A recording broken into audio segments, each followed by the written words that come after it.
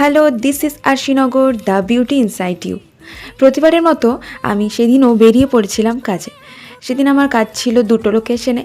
প্রথমেই চলে গিয়েছিলাম পলাশডিহা জিয়াকে সাজাতে। কেমন সাজতে চাইছো? আমি পুরোটাই তোমার উপর ছেড়ে দিয়েছি, তুমি যেরকম আমার ওপর যাবে বা যেটা স্যুট করবে সেরকম ওয়াইজ সাজিয়ে দিও। ঠিক আছে, এবার দেখা যাক ফাইনাল লুকটা কেমন আসে। যেহেতু ওকে আমি একদম ছোট থেকে চিনি, তাই অনেক অনেক গল্প করতে করতে ফাইনালি আমাদের কাজ শেষ হলো।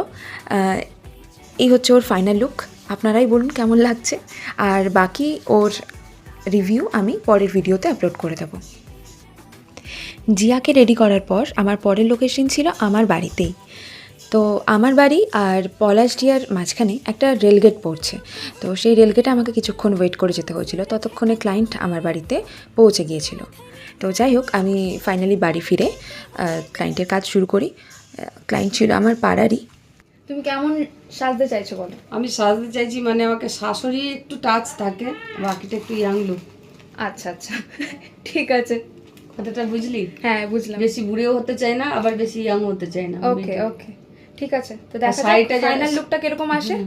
সাজটা যেন একটু গর্জিয়াস লাগে। লুকটা তো অসাধারণ লেগেছে, সবাই নাম করেছে, আর ক্লায়েন্টেরও খুব পছন্দ হয়েছে। তো যাই হোক, এবার এই সমস্ত কাজ করে এবার ছিল আমার একটা বিয়েবাড়ি ইনভিটেশন।